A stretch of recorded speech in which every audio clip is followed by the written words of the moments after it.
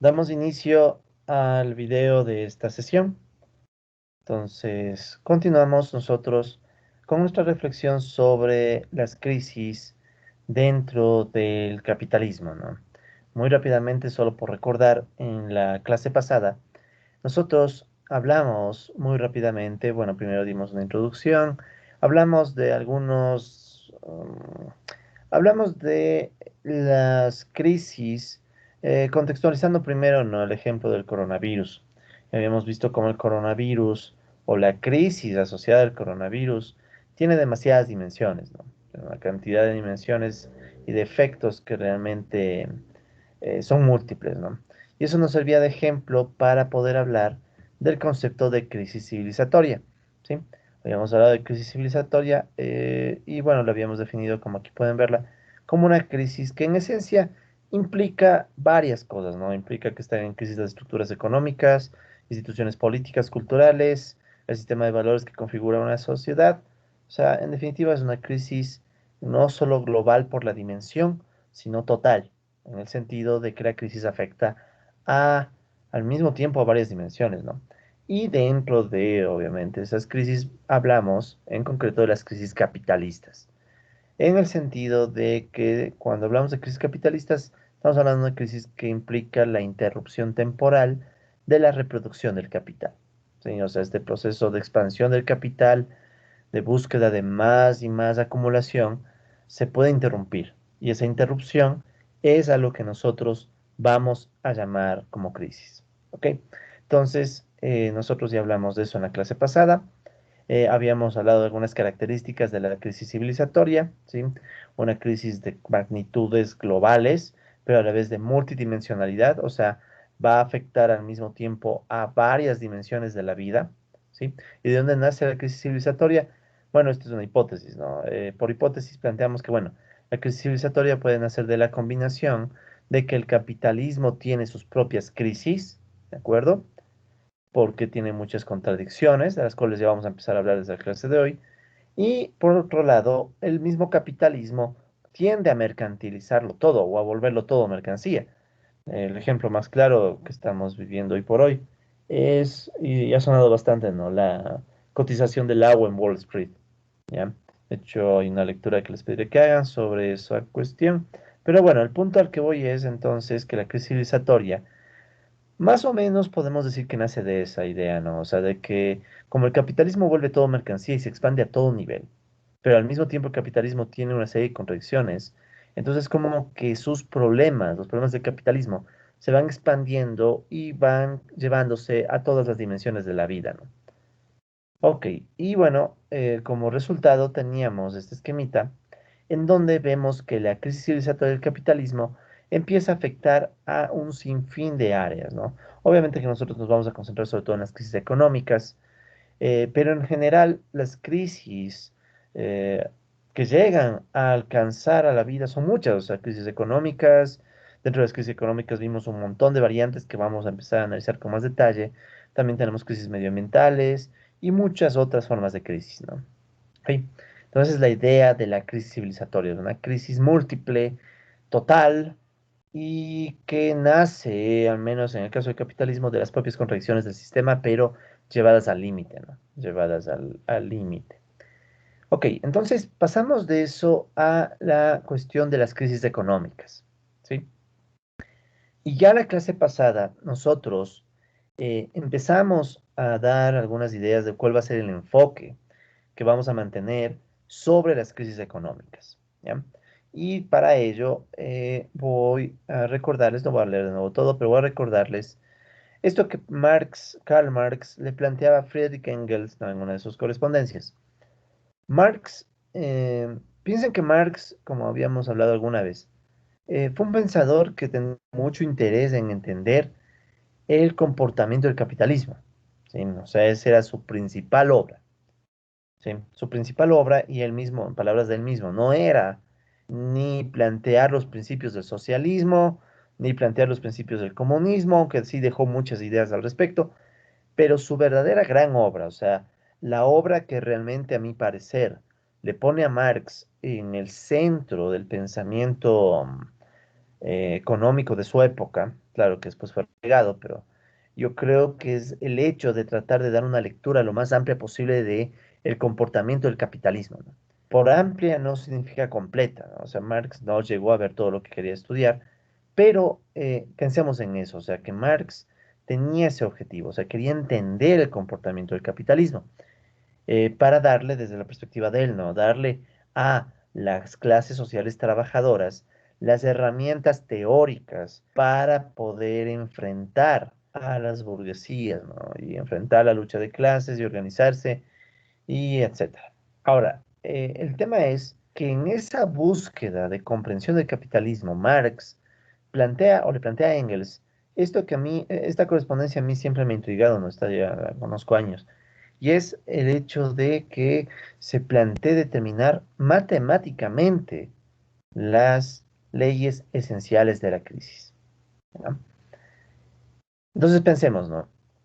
Marx no era un matemático, arranquemos por ahí, ¿no? Marx no era un matemático, Marx no era economista incluso, o sea, la formación original de Marx es la mezcla entre la jurisprudencia y la filosofía. O sea, su tesis de doctorado era sobre filosofía.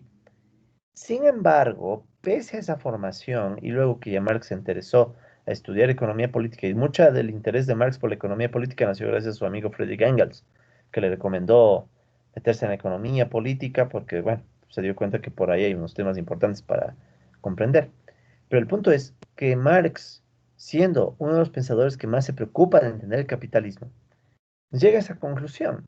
Llega a la conclusión de que él necesita herramientas hasta matemáticas para tratar de entender las leyes esenciales de las crisis, ¿no? Esto es bien interesante, ¿no? Es interesante porque yo incluso he podido discutir esta cuestión con otros pensadores marxistas, ¿sí? Que a veces son contrarios al uso de la matemática. Hay muchas cosas en este mundo y hay mucha gente también que está en contra del uso de la matemática en Marx. Y cuando se les dice que, bueno, el propio Marx intentó hacerlo, no lo logró, lo falló. Ellos a veces dicen, bueno, es que Marx también se equivocaba, ¿no? O sea, mucha gente trata de no emplear la matemática creyendo que el uso de la matemática le quita valor y riqueza al enfoque de Marx, cosa que yo no comparto, ¿no? Yo creo que la matemática le ayuda al enfoque a empezar a construirse de forma más rigurosa. No es que lo vuelve científico, porque la ciencia es más que la matemática, pero le empieza a dar orden, ¿no? Le empieza a dar orden a un montón de intuiciones que igual verán, lo que sí quiero aclararles es que lo que nosotros vamos a buscar no son las leyes esenciales, ¿sí? O sea, no es que nosotros con lo que vamos a hacer de aquí en adelante vamos a encontrar la piedra filosofal y los grandes modelos que explicarán todo, el porqué de las crisis, ¿sí? No vamos a hacer eso, lo que vamos simplemente es a revisar unos cuantos modelos que se construyeron después de Marx, desde las intuiciones de Marx, y que algunas nos sirven para más o menos entender un poco mejor las crisis. ¿Cuáles son correctos o incorrectos? Bueno, son modelos, ¿ya?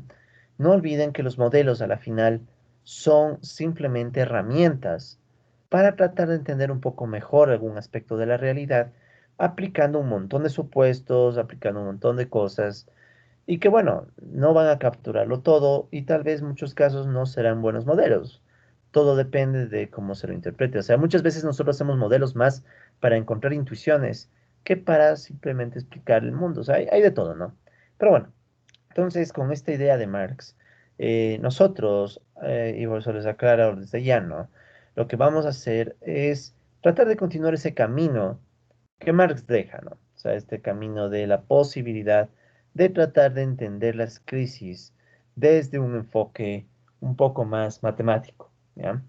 ¿Sí? Entonces, si bien Marx no logró el objetivo de encontrar esas entre comillas, de hecho debería yo ponerle entre comillas esto, a ver, sí, porque no son leyes esenciales en el sentido riguroso, ¿no? O sea, tal vez Marx creía eso, o sea, tal vez él sí pensaba en encontrar las leyes esenciales. Nosotros lo que vamos a ver es algunos modelos nada más. Es como cuando nosotros,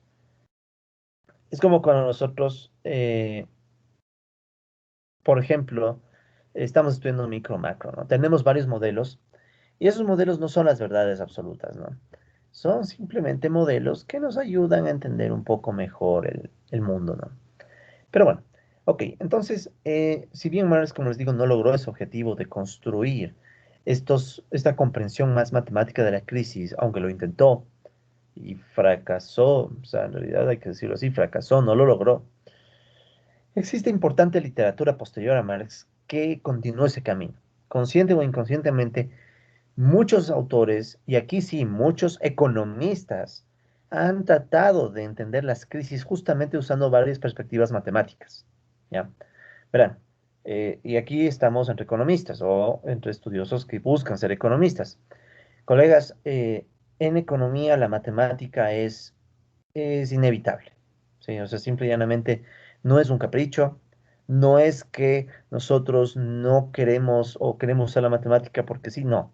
En economía, el uso de la matemática en cualquier corriente del pensamiento prácticamente, claro, hay corrientes de pensamiento que niegan el uso de la matemática, como la escuela austriaca, y ciertas vertientes de la escuela austriaca, porque no todos.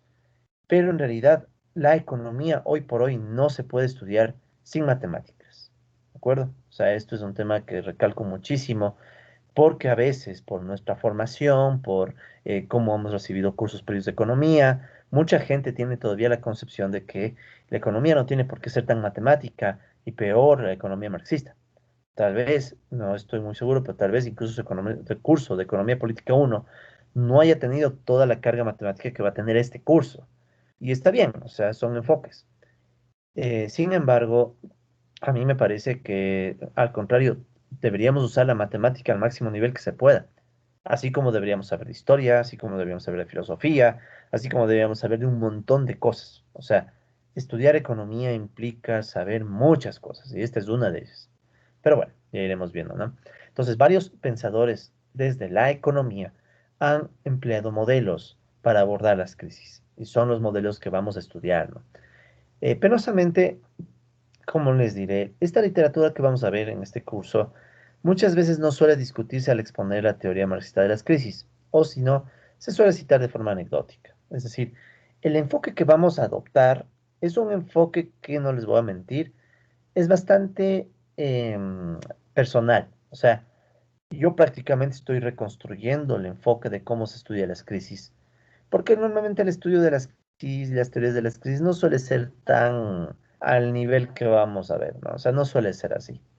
Entonces, digamos que esto también les reconozco que esta literatura sobre las crisis suele estar regada, ¿no? No suele estar organizada como vamos a tratar de organizar nosotros, ¿ya? Entonces, eso sí, trataré de exponer estos temas con el mayor orden y rigor posible, ¿ya? Eso desde ya les indico, les aclaro. Pero si empezamos a perder un poco el orden, obviamente haré todo lo posible para no perder el orden, ¿eh? Pero sepan que es un orden que está en construcción, ¿sí? O sea, todo lo que nosotros vamos a construcción, no, y una obra en construcción, no una obra terminada. Si no estaríamos siguiendo un libro incluso. Como no hay el libro, yo mismo he tenido que elaborar artículos, textos, los materiales de clase y todo, ¿ya? Las láminas, etcétera. Ok, entonces, bueno, para estudiar esta cuestión de las crisis desde múltiples modelos económicos y matemáticos, ¿sí? Em, Vamos a ver cuatro perspectivas, ¿no? En este sentido. Las cuatro grandes perspectivas y los cuatro grandes grupos de modelos que vamos a estudiar, modelos económicos, se enfocan en esto. Primero, lo que vamos a empezar a estudiar hoy, que son las crisis cíclicas, ¿ya? Este es para mí uno de los enfoques más importantes y más menospreciados dentro del marxismo.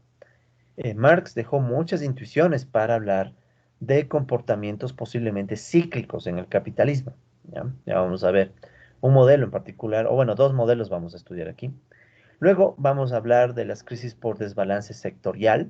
Ya vamos a ver de qué se trata, ¿no? Pero en general, ¿la idea cuál es? Bueno, los ciclos creo que todos entendemos, ¿no? O sea, en el capitalismo tenemos estas etapas de expansión, crisis, animación, crisis o como quieran verlo, ¿no? Pero tenemos esas etapas. En cambio, las crisis por desbalance sectorial tienen que ver más bien con el hecho de que tengamos varios sectores, pensemos en dos sectores, que están interactuando en términos económicos, pero por ahí un sector falla y a la vez que falla un sector puede generar efectos en cadena sobre otros sectores, ¿no? Entonces lo que nosotros vamos a ver son cómo pueden surgir crisis por la falla de un sector que se va jalando a otros, ¿ya? Otra, en cambio, es la crisis por sobreproducción. Esto tiene mucho que ver con el descalce entre oferta y demanda. ¿Sí? O sea, puede pasar que bueno, no es que puede pasar, en el capitalismo suele pasar que se excede el volumen de producción y eso muchas veces lleva a que ese exceso de producción no se pueda vender, ¿ya? Pero no se vende no porque no haya quien quiera comprar, no se vende porque no hay el poder adquisitivo para comprar, que es distinto. Es decir, pensemos en el desperdicio de alimentos. Ese es un ejemplo que de hecho por ahí vamos a ver también algunos números. En el desperdicio de alimentos, no es que no haya gente que se muera de hambre, existe esa gente. ¿Cuál es el punto? Que esa gente no compra alimentos no porque no quiera, no porque no tenga hambre. No es por eso, es porque no tiene recursos. Entonces es otra dimensión de la crisis por sobreproducción, que también se puede ver como una crisis por subdemanda, ¿no? Y finalmente la crisis por tendencia decreciente de la tasa de ganancia, que está bueno, vamos a ver algunos modelos sobre este tema. Es un poco más complejo, ¿no? Pero es interesante porque muestra cómo a través de la competencia, ¿sí? Entre capitalistas, la posibilidad de obtener ganancias se puede ir, digámoslo así, se puede ir asfixiando. O sea, uno piensa a veces que la competencia capitalista siempre va a mejorar el capitalismo, pero hay veces en donde la competencia capitalista puede más bien asfixiar las ganancias. Entonces ahí vamos a hablar de este tema bien interesante que es el de la caída de la tasa de ganancia, ¿sí? Y para todos estos casos, obviamente, también les voy a presentar no solo los modelos, sino también les voy a presentar datos, estadísticas, para que más o menos vayamos comparando un poco la parte más teórica con la parte más de la realidad, ¿no? Entonces, estos son los cuatro enfoques que vamos a explorar nosotros, ¿sí? Y bueno, vamos a arrancar con las interpretaciones cíclicas de las crisis, ¿ya? Ok, entonces verán, los ciclos económicos son temas que se estudian, ¿cómo les diré? Son temas que se estudian en todo momento, ¿no? Ustedes probablemente desde sus primeros cursos de economía habrán oído hablar del ciclo económico, ¿sí? Habrán oído hablar del ciclo económico. Pero lo que menos se suele hacer es explicar de dónde nace el ciclo económico en términos rigurosos, ¿sí? Te dicen, bueno, es que hay ciclos económicos y usualmente a mí me queda esa sensación de que al menos en los primeros cursos de economía el ciclo no suele ser muy bien explicado o no se le da muchas razones del por qué surge, ¿no? Hay enfoques distintos para entender los ciclos, hay enfoques distintos, pero en general, sí, esta cuestión de los ciclos económicos es algo que todos reconocemos. Lo que no es muy reconocido es qué tipo de ciclos existen en el capitalismo. ¿Son ciclos de un año a otro? ¿Son ciclos de décadas? ¿O son ciclos largos, ciclos que implican 20, 30, 40 años? ¿Ya? Ya les vamos a poner nombres a esos ciclos por sus diferentes duraciones más adelante.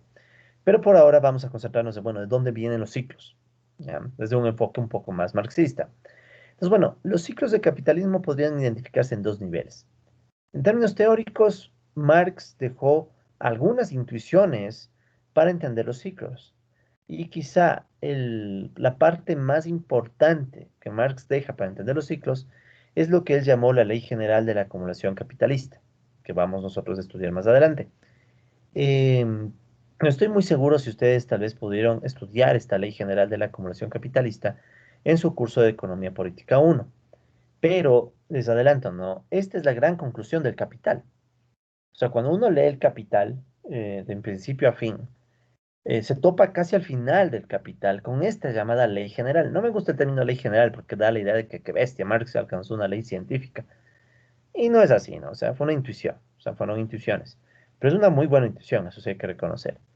Y es casi, casi la conclusión del Capital. O sea, Marx se manda el Capital para al final, capítulo, bueno, edición en español, capítulo 23, ediciones en inglés, capítulo 24, si no me equivoco.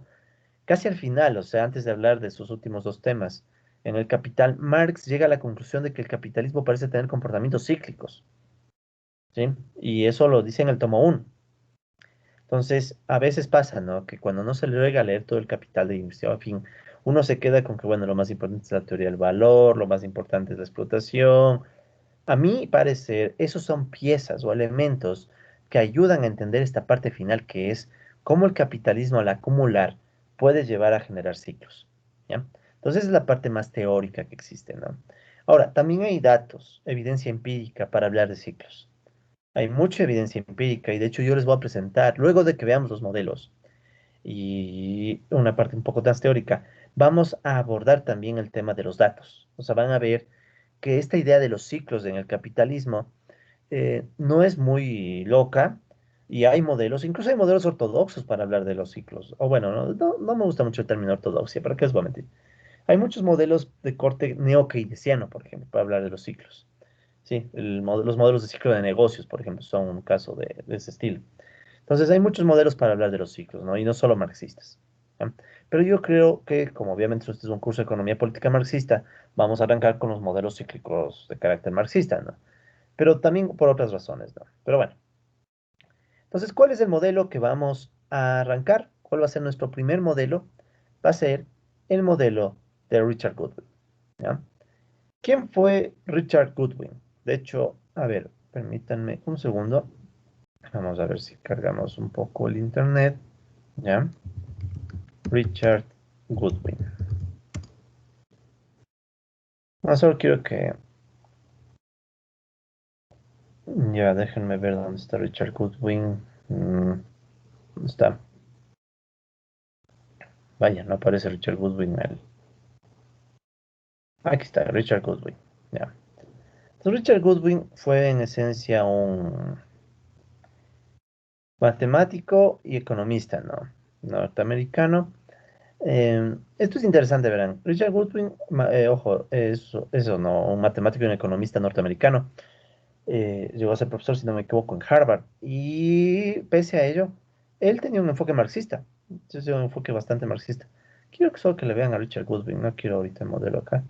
Quiero ver si soma una foto para que le vean. Bye, no encuentro la foto. Bueno, no importa. Richard Goodwin fue un matemático y economista norteamericano que es bastante interesante porque de hecho él fue profesor de Robert Solow.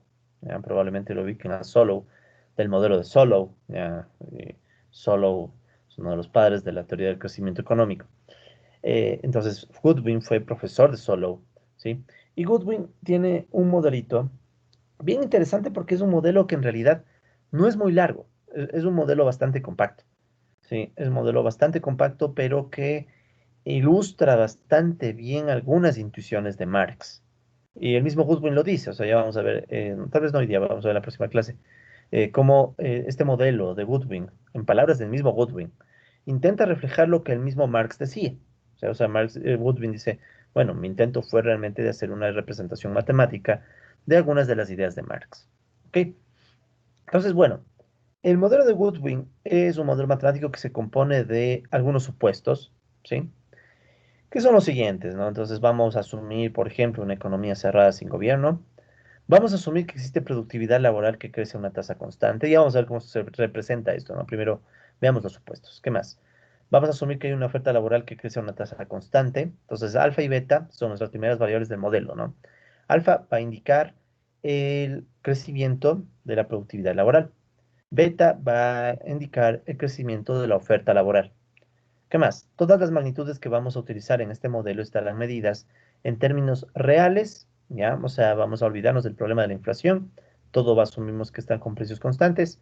Y en términos netos, o sea, nos olvidamos, cuando decimos netos, vamos a poner eso para que no haya confusiones. Cuando hablamos de netos, nos estamos refiriendo a que nos olvidamos, dejamos de lado la depreciación del capital.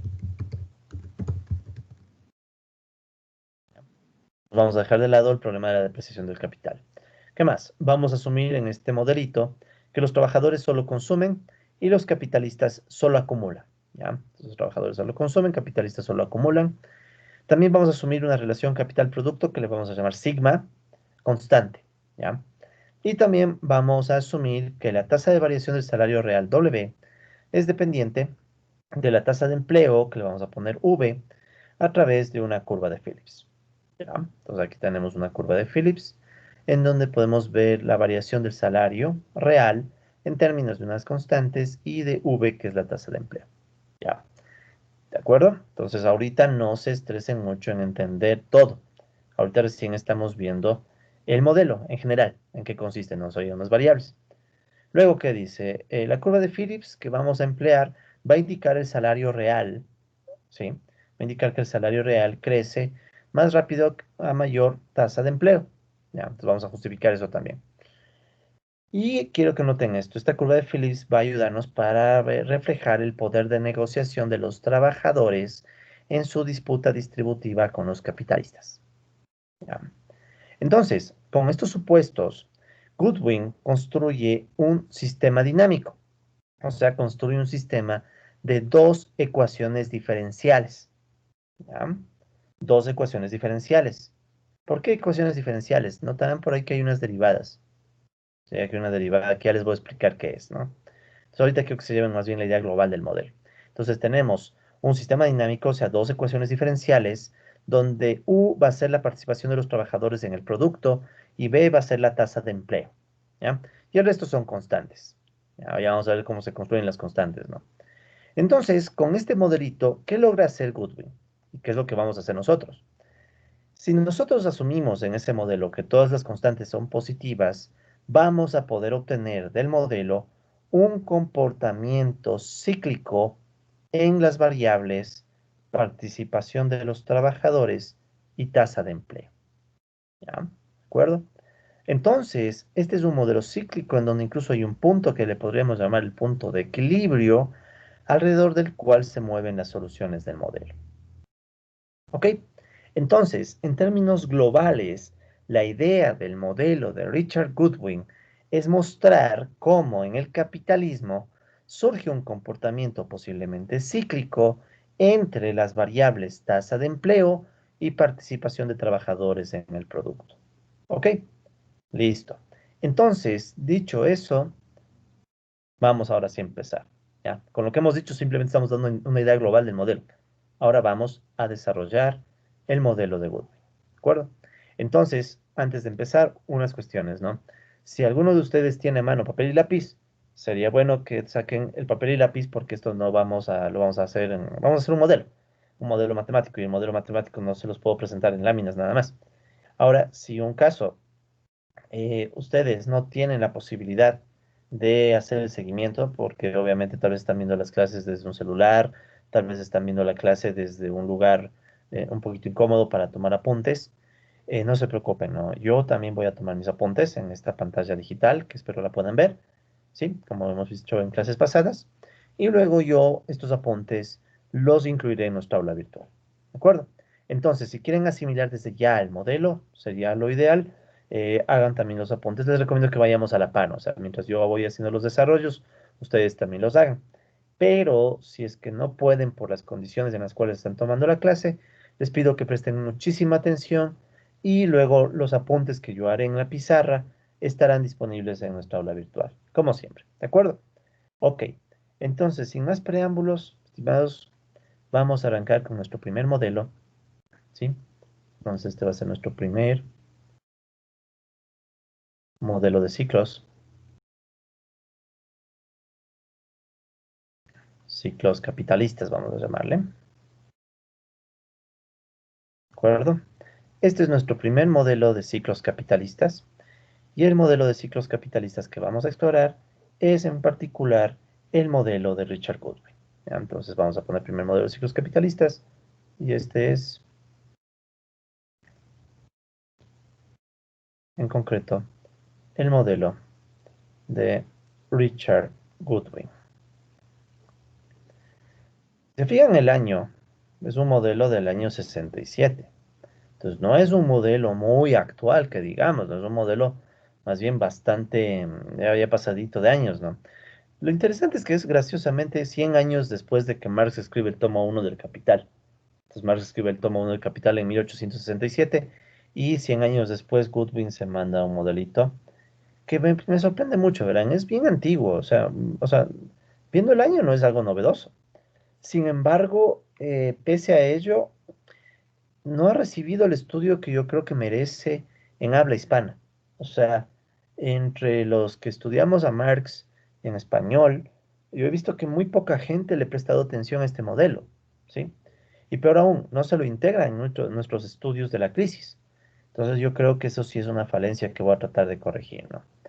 Ok, verán, entonces también antes de empezar quiero decirles otra cosa. A ver, vamos a nuestra aula virtual. Ustedes van a tener también en nuestra aula virtual, ¿ya? Van a tener a mano los documentos originales, ¿no? Verán, esto también quiero aclararlo desde ya antes de que me vaya a olvidar.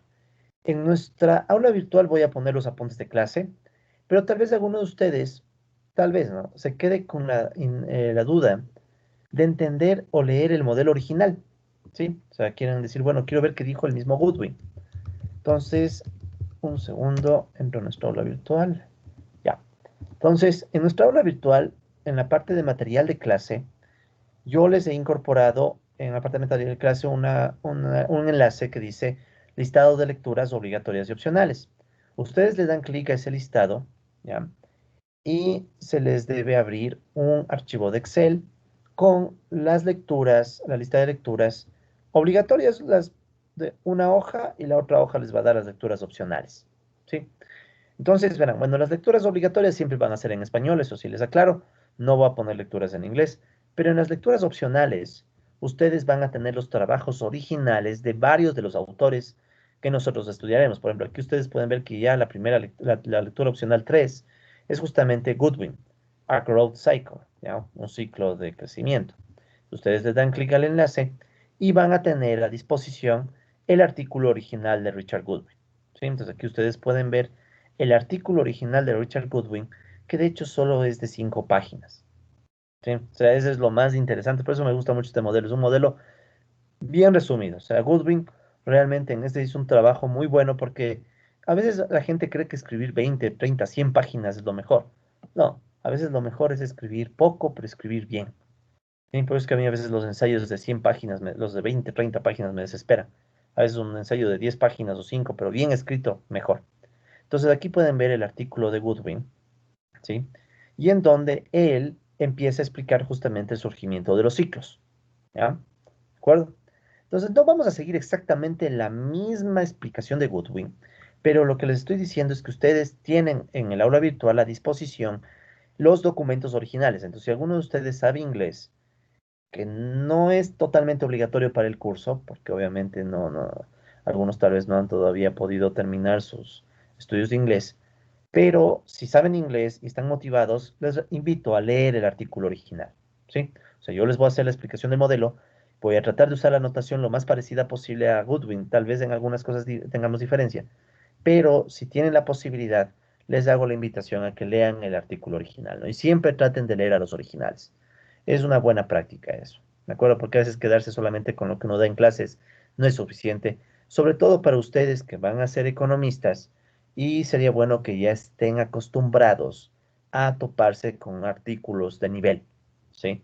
O sea, con cosas escritas por gente de un nivel alto. Ya, yo sé que en la central podemos tranquilamente tener una economía de alto nivel, ¿ya? Entonces, por eso mismo, les invito a que lean el artículo original. Como les digo, Goodwin fue profesor de Harvard, fue profesor de Robert Solow, o sea, estamos hablando de gente de nivel, ¿ok? Y de hecho, yo voy a procurar que ustedes tengan modelos al mejor nivel posible. Ok, bueno, dicho eso, vamos ahora sí con el modelo. Entonces, verán, voy a copiar todos los supuestos que están en la lámina, ¿sí? Voy a copiarlos para no perder mucho tiempo y los voy a pegar en nuestra pizarra. Ya, una de las ventajas de la pizarra virtual. Ya, entonces, ¿para qué estoy haciendo esto? Más que nada para ver cómo podemos nosotros pasar una, a términos simbólicos, ¿sí? O sea, términos ya más matemáticos, los supuestos, ¿no? Igualmente, de una vez me voy a llevar también esto. Me voy a llevar también esta otra parte. ¿Ya? Me voy a llevar también esta otra parte. Eso, es para ir en orden. Entonces aquí también tenemos, o sea, aquí tenemos varios de los detalles del modelo, ¿no? Ya, listo. Ya, es más que nada para que ustedes cuando vean este modelo, porque obviamente ustedes van a tener los apuntes, sepan a qué láminas nos referimos, ¿no? Muy bien, entonces, vamos. Dice que tenemos todos estos supuestos y vamos a arrancar con el modelo de Goodwin. Entonces verán, ¿qué es lo que vamos a hacer nosotros? Vamos a ir viendo los supuestos, ¿no? A medida que los necesitemos, pero vamos a arrancar con la notación, ¿ya? Entonces, al menos para este primer modelo, y debía haber puesto una lámina, ya voy a incluir, me olvidé de poner una lámina con la notación que vamos a aplicar, ¿no? En el modelo. Entonces, vamos a poner notación. ¿ya? ¿Qué variables o cómo vamos a escribir a las variables en el modelo de Goodwin? ¿Ya? Entonces, para la notación de este modelo, vamos a concentrarnos primero en las principales variables, ¿ya? ¿Cuáles van a ser las variables que nos van a interesar sobremanera, ¿no? En este modelo. Entonces vamos a poner aquí. Entonces las principales variables son dos, ¿ya? Las principales variables de este modelo van a ser dos. Una es la tasa de empleo, ¿ya? Entonces la primera variable que nos va a interesar es la tasa de empleo, ¿ya? Entonces, la tasa de empleo la vamos a escribir con la letra V, ¿sí? Tal vez mejor así, ¿ya? La V, ¿ya? La tasa de empleo. Esta es más o menos la misma notación que usa Goodwin. La V, que va a ser para nosotros la tasa de empleo, ¿ya? ¿Qué va a reflejar? ¿Ya? Va a reflejar la proporción de personas trabajando, ¿sí? O sea, esta es la proporción de personas que están con empleo. No es nada del otro mundo, ¿no? O sea, no es nada del otro mundo, es la tasa del número que va a indicar esa proporción, ¿no? Entonces, esta tasa va a ser igual a la siguiente división. Entonces, en el numerador vamos a escribir L, ¿de acuerdo? Y en el denominador vamos a escribir N, ¿ya? Entonces tenemos la tasa de empleo, que es V, que va a estar dividida, van a ser de la división entre L y N. ¿Qué son L y N? ¿Ya? Entonces, L para nosotros va a representar, ¿sí? El empleo, ¿de acuerdo? El empleo, por ejemplo, número de horas trabajadas. Número de horas trabajadas por todos los empleados, todas las personas empleadas.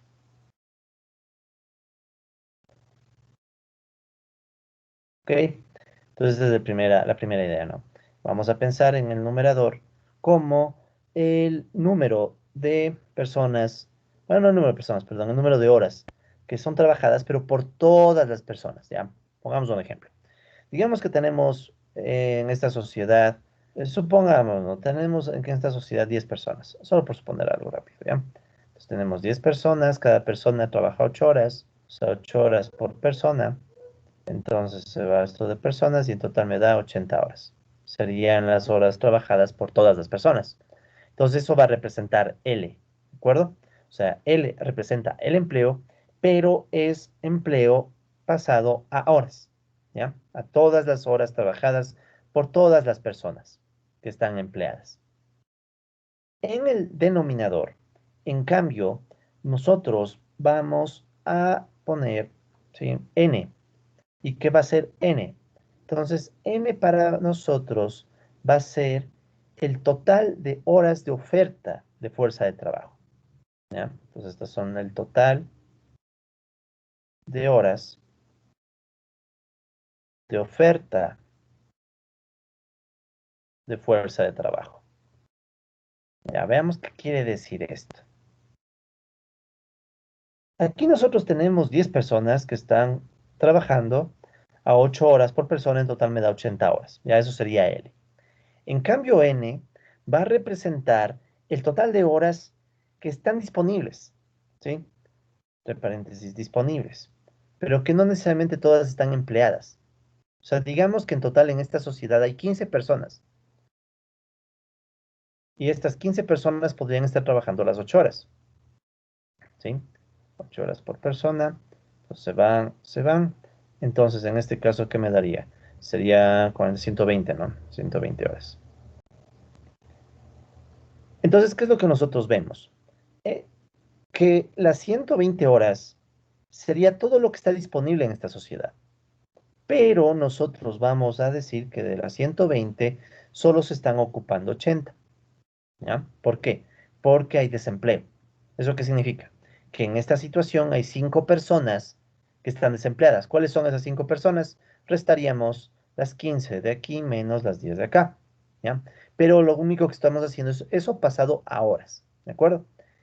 ¿De acuerdo? Entonces esa sería la idea. Entonces L, repito, es el empleo, es el número total de horas utilizadas para el trabajo, mientras que N, en cambio, va a representar el total de horas disponibles, ¿ya?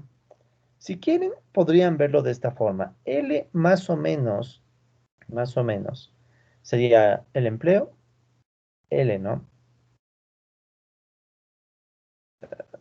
Ya, ya, entonces, L nos estaríamos diciendo como quien dice el empleo. Y en cambio, N, si quieren, podría ser como la población económicamente activa. Si quisieran verle con nombres un poco más convencionales, ¿no? Económicamente activa. ¿Ya? Entonces, ¿qué es V? V es la división entre el empleo y la población que estaría disponible para trabajar. Entonces, en este caso, ¿cómo quedaría? V igual L, que son 80 horas, sobre este total de horas que están en oferta de fuerza de trabajo, que serían 120 horas, ¿verdad? Se van horas con horas, 0 con 0. Y aquí podríamos decir que, bueno, la cuarta es 3, la cuarta es 2, o sea, esto es igual a 2 tercios, que, bueno, más o menos esto es 0,66 periódico. Ya, entonces esto sería más o menos 66, o si quieren ponerlo de otra manera, esto podría ser 66,6%. Ya. ¿Qué me está diciendo ese 66,6%? Lo que me estaría diciendo es, para esta variable, no para la tasa de empleo, que es nuestra primera gran variable. Esta es nuestra primera gran variable. Entonces, lo que estaríamos diciendo es que el 66,6% de horas disponibles están empleadas. ¿Sí? Esa es entonces la idea de la tasa de empleo. Es una ratio que me indica el empleo, pero en proporción al total disponible.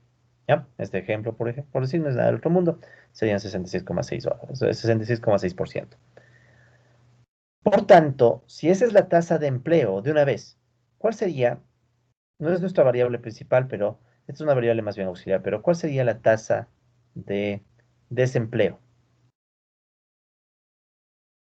¿Ya? Por el propio nombre, tasa de desempleo. ¿Sí? La tasa de desempleo no sería más que tomar la tasa de empleo y restarle, ¿sí? O sea, sería 1 menos la tasa de empleo. ¿Ya? ¿De acuerdo? ¿Por qué sería 1 menos la tasa de empleo? Hagamos un poco más de desglose. Sería 1 menos, ¿qué es V? Es L sobre N. Si nosotros resolvemos esta resta, ¿qué me va a quedar? Me va a quedar N menos L sobre N. ¿Ya? Entonces, ¿qué tenemos en el numerador? En el numerador está la resta entre las horas disponibles, ¿verdad? La oferta y los que están empleados. Entonces, aquí me está diciendo en esta resta, en pocas palabras, los que sobran. O sea, N menos L, toda esta resta, representaría las horas de trabajo no empleadas. Horas no empleadas. Y N, bueno, ya sabemos lo que es. ¿Sí? O sea, por ejemplo, en este caso, ¿cómo quedaría la tasa de desempleo? O sea, 1 menos V sería igual a 1 menos, bueno, si quisiéramos ponerlo con todos los detalles, ¿no? Sería 1 menos 80 sobre 120. Esto va a ser igual, por tanto, a 120 menos 80 sobre 120, que me da 40 sobre 120, ¿verdad? Entonces se van los ceros. ¿Ya? A ver, aquí sí estoy haciendo las cosas bien. Sí, ¿no? 2, 3 por 4 es 12. Ya que se van los ceros. Entonces aquí sería cuarta 1, cuarta 3. Ya, y esto me va a dar un tercio, que tiene sentido, ¿no? Un tercio es lo que sobra de 2 tercios. O 0,33. ¿Ya? Estamos todavía. Como vamos a veces. Perdón. Vamos esto un poquito. Solo quiero mover esto un poco a la izquierda para que se vea. Ya, entonces completemos, ¿no? Entonces esto sería más o menos 0,33. O 33%. 33,3, ¿no? 33,por ciento. Coma. Ya, coma, ¿no? Muy bien. Entonces, ¿qué me está diciendo esta tasa de desempleo? En cambio, que el 33,3% de las horas disponibles no se están empleando. ¿Ya? Entonces, este sería como la contracara, ¿no? De la tasa de empleo. ¿Sí? Entonces la tasa de desempleo es la contracara de la tasa de empleo. Pero nuestra variable clave es tasa de empleo. ¿Sí? Entonces esta es la variable que nos va a interesar primerito. La tasa de empleo, que es esa letra V. Ya. Entonces si quieren, voy a ponerle incluso en resaltado. Esta es nuestra primera variable de interés. ¿Sí? La tasa de empleo. Vamos con nuestra segunda variable de interés. ¿Ya? Entonces la segunda variable que nos va a interesar.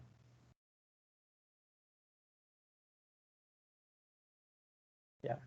Entonces la segunda variable que nos va a interesar es la participación de los trabajadores en el producto. Participación de los trabajadores en el producto. ¿Ya?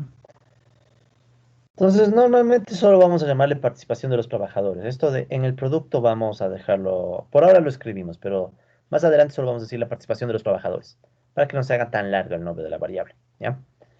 Entonces, ¿cuál va a ser la participación de los trabajadores en el producto? ¿Ya?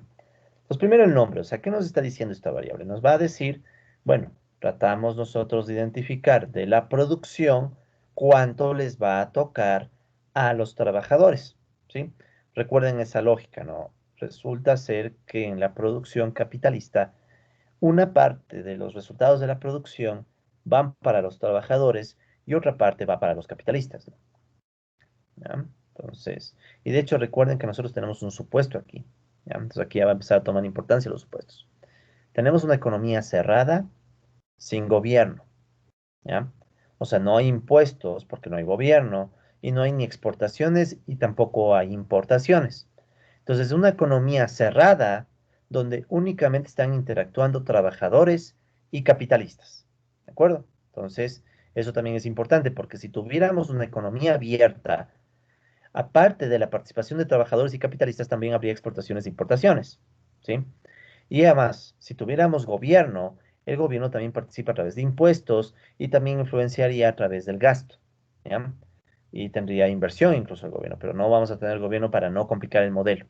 Y Goodwin, vean, esto es lo importante. Goodwin dice, a ver, esos temas no son importantes para mi argumento central. Quien quiera, luego le amplía. Y de hecho hay un montón de ampliaciones del modelo de Goodwin poniéndole gobierno, economía abierta. Hay lo que quiera, ¿ya? Pero nosotros vamos a estudiar el modelo, el más simple, ¿no? El modelo original de Goodwin. Entonces, bueno, la participación de los trabajadores en el producto vamos a escribirlo con la letra U. ¿De acuerdo? La letra U. Si no me equivoco, esa es la letra que dice que está en las láminas. Sí, la U. ¿Ya? ¿De acuerdo? Entonces, la letra U ya va a servir para esta variable. Ya, es la letra que usó Goodwin. ¿Ya? Muy bien. Entonces, esta U, ¿ya? ¿A qué va a ser igual?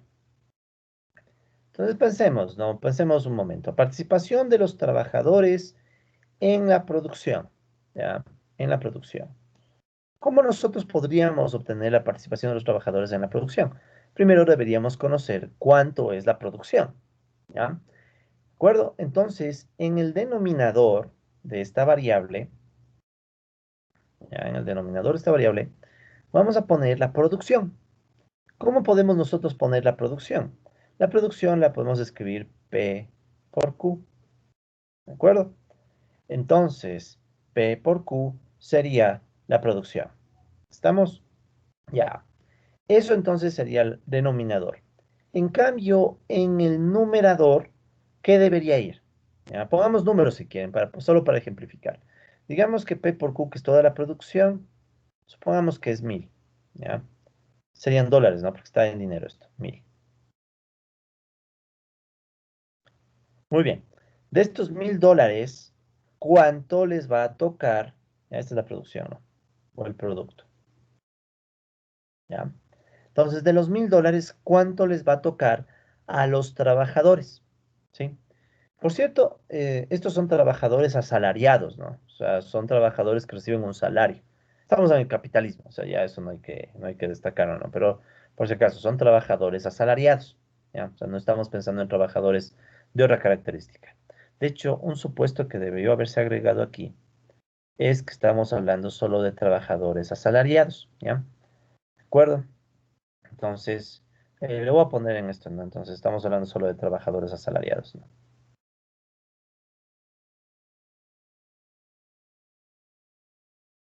¿Qué queremos decir con trabajadores asalariados? De hecho, lo voy a poner en la mente a mí. Trabajadores, a ver, productividad laboral, magnitud de trabajadores, entre paréntesis, todos asalariados, asalariados, y capitalistas solo acumulan, ¿ya? Entonces, únicamente van a existir trabajadores asalariados, o sea, la única manera en la cual obtienen retribución los trabajadores es a través de un salario, ¿ya? Vean esto es interesante.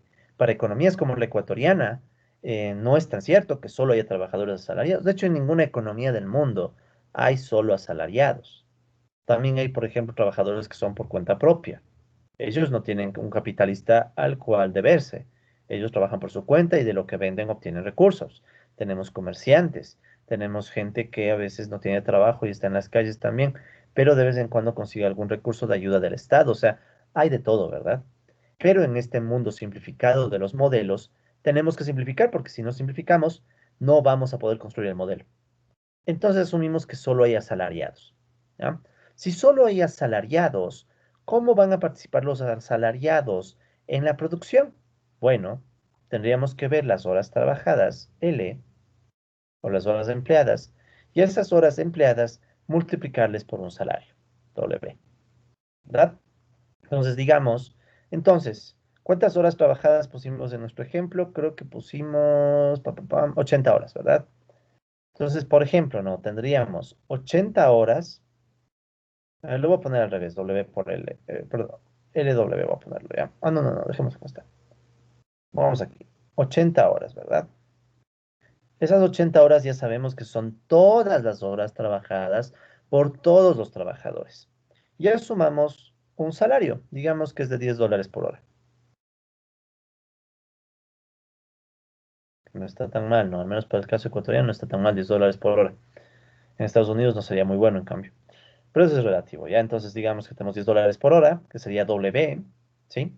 Y L, que en cambio sería 80 horas, ¿ya? Entonces si yo multiplico cuánto me va a dar en total, se van las horas, 80 por 10 serían $800, ¿de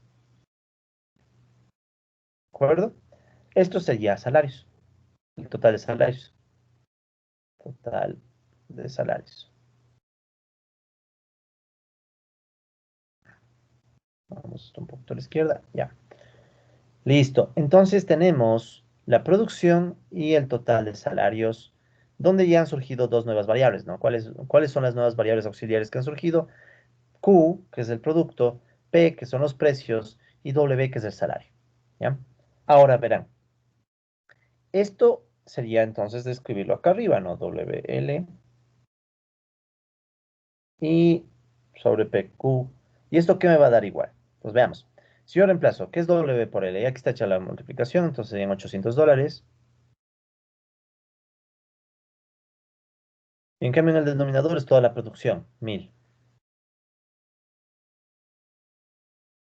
Entonces se van los dólares, ¿ya? ¿Y qué va a pasar aquí? Se van los ceros, se van los ceros. 8 sobre 10, que esto es 0,8, o podrían decir, si desean, el 80%. ¿Ya? ¿Cómo se interpretará este 80%? ¿Qué significa? Significa que de, bueno, de cada $100 en producción, 80 van para los trabajadores. O más rápido, el 80% de la producción en dinero, ¿no? El 80% de la producción en dinero va a los trabajadores vía salarios, ¿sí? Entonces eso representa esta participación de los trabajadores en el producto. ¿Estamos de acuerdo? Entonces es la idea, ¿no? De esta variable. Si esa es la participación de los trabajadores en el producto, esta variable, ¿ya? Que es 80% en nuestro caso, poniéndole números. La siguiente pregunta es, ¿cuál será la participación de los capitalistas? Entonces, esta es una variable igual auxiliar, ¿no? Es más o menos como lo que pasaba con la tasa de desempleo. Entonces, ¿cuál es la participación de los capitalistas? ¿Ya? Entonces, yo voy a coger la costumbre de escribir capital con K, ¿ya? la tradición de Marx y etcétera. Entonces ahí cuando vean capitalistas con K, no se asusten, simplemente es para no estar escribiendo toda la palabra, ¿no? Ok, y ya sabemos que es participación de los capitalistas, por esta vez volvamos a escribir en el producto, ¿ya? Ya las próximas no volvemos a escribir. Listo, entonces, ¿cuál será la participación de los capitalistas en el producto, en este modelo? Veamos. La lógica es la siguiente. Si no hay gobierno, si es economía cerrada, el 20% que sobra de la producción, o sea, 200, porque aquí quedaron 800, fueron en salarios, ¿no? Entonces, lo que sobra de la producción, no hay mucho que hacer, tocaría darle a la otra clase social, ¿sí? Si hubiera gobierno, la historia sería un poco más complicada, y si hubiera economía abierta, sería más difícil. Pero como hemos asumido que esto es economía cerrada y sin gobierno, entonces la participación de los capitalistas en el producto no es más que tomar lo que sobra de la producción luego de darle a los trabajadores. O sea, sería igual a uno menos U. ¿Sí? Entonces noten que es bien parecido a la tasa de desempleo, ¿no? Entonces aquí, de hecho de gana le pongo así. Esto lo voy a poner un momentito, por favor. Voy a bajar esto y mejor lo voy a poner como igualdad. ¿Ya? Entonces, la participación de los capitalistas en el producto va a ser igual a uno menos U. ¿Sí? Uno menos U. Que era como la tasa de desempleo, uno menos B. De hecho, veamos, ¿qué pasa si yo desarrollo uno menos u? Pues 1 menos u sería igual a uno menos WL sobre P por Q, que es lo mismo que, entonces desarrollando esto me va a quedar P por Q menos W sobre L sobre P por Q. ¿Ya? Notemos que tenemos arriba. Sería el producto, que en nuestro caso pusimos números, ¿no? O sea, serían los 1000 menos W por L, que son los 800, sobre P por Q, que son otra vez los 1000. Ya. Entonces, ¿qué me va a quedar en el numerador? Me va a quedar $200 sobre 1000, que no cambió. Ceros, ceros, dólar, dólar. Esto es igual a 0.2. ¿Ya? Ahorita han de decir qué fácil hacer estos modelos. Estamos recién explicando las variables, ¿no? Así que, sino que estoy haciendo esto para que queden bien claras de entrada las variables. Pero ya no se preocupen, ya vendrá la complejidad del modelo, ¿no? Ahorita recién estamos haciendo las explicaciones de las variables. Pero que quiero que queden bien claras las variables, porque después, para que no se pierdan, ¿no? Entonces tenemos 0.2. ¿Qué sería este 0.2? Sería más o menos lo mismo que poner 20%, ¿no? Ya. ¿Cómo se interpreta entonces? Ese 20% sería el porcentaje que le sobran a los capitalistas y que va a los capitalistas, ¿no? O sea, es la ganancia de los capitalistas. Es decir, P por Q menos W, o sea, P por Q menos W, esto de aquí es igual a la ganancia, ¿sí? O si quieren, pongamos el total de ganancias de los capitalistas. A ver, hagámoslo un poco más en orden. Ya, aquí pongamos. Entonces, ¿cuál es el total de ganancias de los capitalistas? Sería igual a P por Q menos WL. ¿Sí? O sea, sería todo lo que se produce y de todo lo que se produce, lo que se va a los capitalistas, que en nuestro ejemplo salió $200. ¿Ok? Entonces, más o menos ya tenemos claras las dos principales variables del modelo. La tasa de empleo, que es V, ya, que es igual a L sobre N, y la participación de los trabajadores en el producto, U, que es igual a WL sobre P por Q.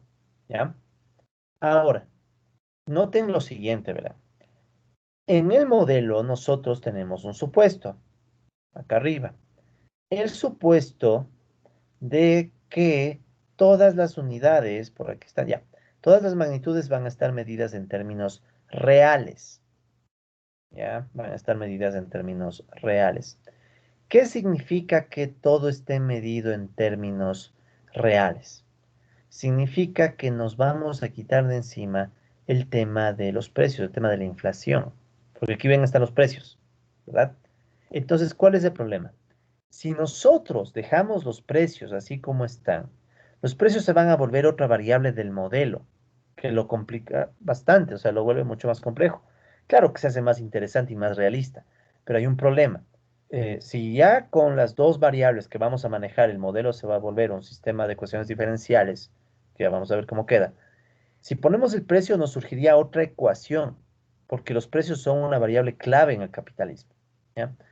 Los precios son una variable clave que, por cierto, Marx no llegó a estudiarlos muy bien, o sea, medio medio nomás. En realidad, el estudio de los precios vendría más adelante con otros autores. Pero algo sí dijo Marx sobre los precios, pero no fue el mejor de los estudios.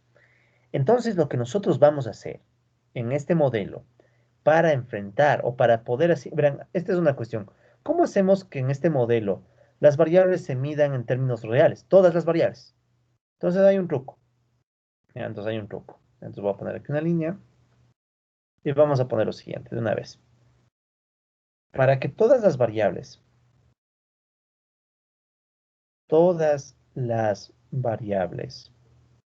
medidas en dinero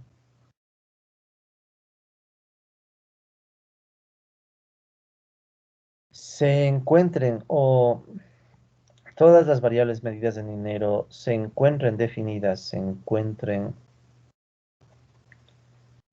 definidas en términos reales.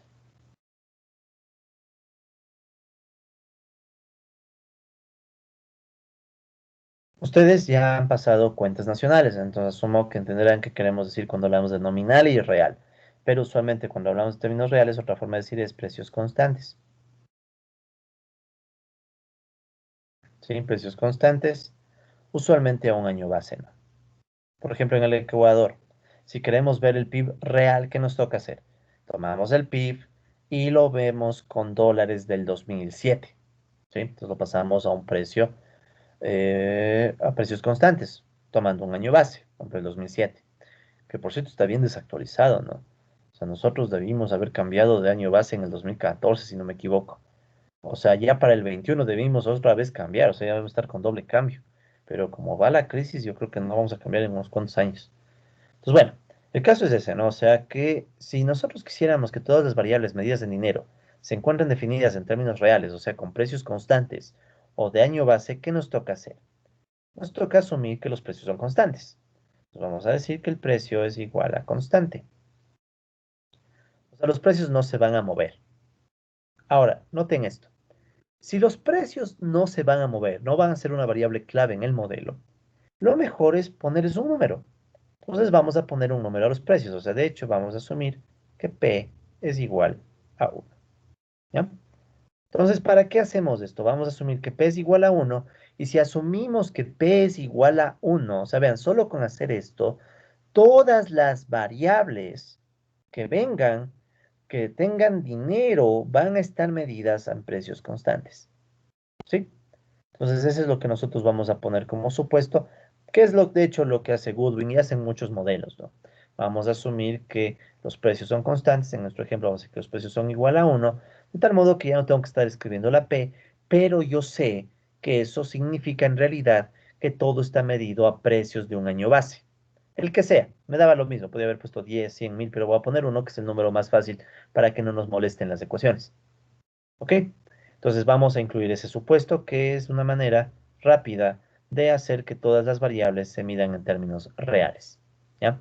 Entonces siempre que me tope con una variable que tenga dinero, van a estar ahí los precios, pero los precios van a ser iguales a 1, porque estoy asumiendo que están constantes. Ya van a ver cómo va saliendo esto, ¿no?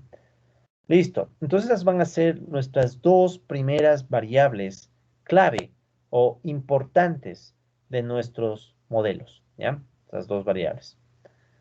Muy bien, ahora vamos viendo el resto de supuestos que tenemos para, en función de eso, poder ir explicando qué siguen, ¿no? Pero esa es la anotación principal, o sea, estas son nuestras dos principales variables, ¿sí? Y vamos a asumir que los precios son iguales a 1. Ya, entonces vamos a una siguiente lámina.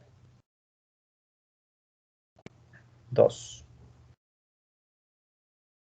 Muy bien, nosotros podemos notar, por ejemplo, que hay un supuesto, ¿ya? Bueno, ya casi como ya usamos el supuesto A, ¿no? O sea, ya usamos el supuesto de que economía cerrada es sin gobierno. Vamos con el supuesto B. Dice productividad laboral que crece a una tasa constante. Mm, ya.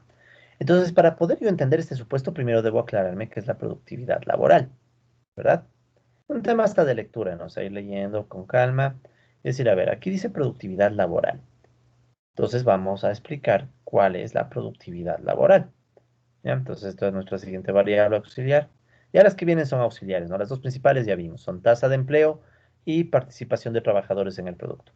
Entonces, ahora veamos cuál es la productividad laboral. Bien, ¿a qué será igual la productividad laboral? ¿Ya? ¿Qué está diciendo el nombre? El nombre dice, a ver, productividad laboral. Mm. Esto más o menos me debe estar diciendo cuánto producen los trabajadores, porque es producción laboral. ¿Ya? Muy bien, entonces pensemos, a ver, ¿cómo yo podría medir la productividad de los trabajadores? Ya, entonces podría yo poner en el denominador L, ¿sí? ¿Qué era L? Recuerden que L en este modelito es el empleo, o sea, el número de horas trabajadas por todas las personas. Eran estas 80 horas, ¿sí? Sí, no se olviden que en nuestro ejemplo esto eran las 80 horas. Sí, de hecho, pongamos el número, 80 horas. Ya. Eso en el denominador. ¿Qué deberíamos poner en el numerador? Si es productividad, lo lógico es que en el numerador pongamos el producto, ¿sí? ¿Y cuál era el producto? P por Q, ¿verdad? P por Q, ¿ya? Entonces, esta sería la productividad laboral, ¿sí? Sin embargo, bueno, y de hecho, ¿cuánto saldría? O sea, a ver, P por Q era 1000, ¿no? $1000 dividido para 80 horas, entonces, a ver, nos va a quedar una productividad, vean, dólares por hora, ¿no? O sea, esa va a ser la productividad, o sea, esto va a ser en dólares por hora. Pongamos, de hecho, esto a la derecha, ya. Listo, entonces, ¿qué va a quedar aquí? A ver, se va el cero con este cero. La mitad de este 8 es 4. La mitad de este 100 es 50. La mitad es 2. La mitad es 25. Sí, serían 50, 25. 12,5. Ya, entonces serían 12 o bueno, $5 por hora. Entonces, ¿qué significa este 12,5, colegas? Significaría que por cada hora trabajada, los trabajadores han generado $12,5 en producción. ¿Sí? ¿De acuerdo? Entonces sería la productividad laboral. Entonces repito, no por cada hora trabajada, los trabajadores han generado $12,5, ¿ya? De producción. ¿Ok? Ya. Pero, y esto tomen en cuenta, por favor, de ahora en adelante, o sea, estas son las últimas veces que voy a poner P, porque ya habíamos dicho que vamos a asumir que P es igual a 1. Sí, o sea, en vez de P vamos a escribir 1. Y acá también, donde estaba más arriba. Ah, bueno, acá no había P. Ya. Entonces, en realidad, este P va a ser igual a 1, ¿no? Pero bueno, dejemos de nomás, no le pongamos todavía el 1. A ver, borremos. No, no quiero confundirles. Quiero ir bien despacio, pero porque tengo prisa. Ya, entonces, como tengo prisa, quiero ir bien despacio para que desde el inicio se entienda bien y no tengamos problemas, ¿ya? Entonces, esa sería la productividad laboral. ¿Estamos? Ya. Ok, listo. Ahora, ¿qué dice el supuesto para entender este modelo? Verán. Dice el supuesto lo siguiente, dice, ya tenemos qué es la productividad laboral. Listo, ya tenemos un paso adelante, pero ¿qué más plantea este modelo? Dice, la productividad laboral crece a una tasa constante alfa mayor o igual a cero. Crece. ¿Ya? Entonces, esta variable, esta palabra va a ser clave. Ustedes recuerden que en el capitalismo las variables crecen, la acumulación, ¿sí? No olviden que acumulación de capital, prácticamente es lo mismo que decir crecimiento del capital.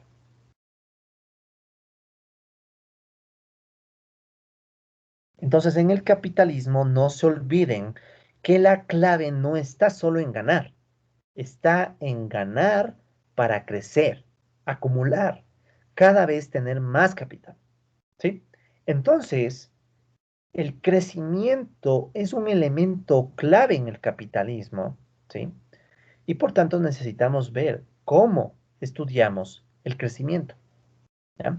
Eso es lo que le va a ser súper importante a los modelos que vamos a estudiar. Muchos modelos tienen incorporada la idea del crecimiento, ¿sí? Muy bien, entonces, ¿cómo vamos a ver el crecimiento en este contexto? O sea, ¿cómo vamos a ver la productividad laboral creciendo?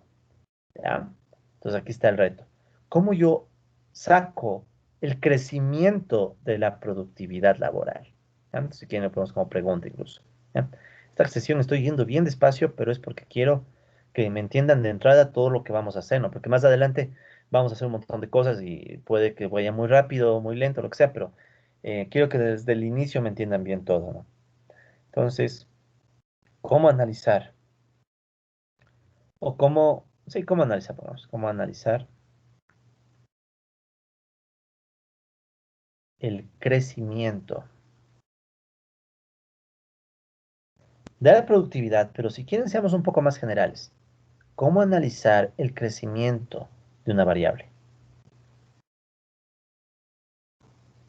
Porque obvio, ahorita es la productividad, pero más adelante van a ser otras variables, ¿sí? Entonces, ¿cómo podemos nosotros analizar el crecimiento de una variable? ¿Ya? Entonces, el crecimiento es algo, es un fenómeno que se da en el tiempo. Creo que eso es innegable, ¿no? Eso es obvio.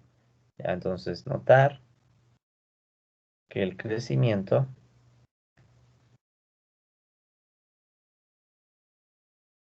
ya notar que el crecimiento sucede con el paso del tiempo. Es algo obvio, ¿no? Con el paso del y con mayúsculas tiempo. Entonces, esto es un tanto obvio, ¿no? O sea, se crece con el paso del tiempo. Ahora, si se crece con el paso del tiempo, significa que el tiempo también es una variable para nosotros. ¿Ya? O sea, el tiempo está influenciando y de hecho pensemos, el tiempo va a afectar a casi todas las variables, excepto aquellas que asumamos constantes. Por eso también vamos a anotar, ¿no? Y esto es algo que va a regir para todos nuestros modelos de aquí en adelante. ¿Sí? Entonces esto también es súper importante desde ya aclarar. El tiempo va a afectar a todas las variables,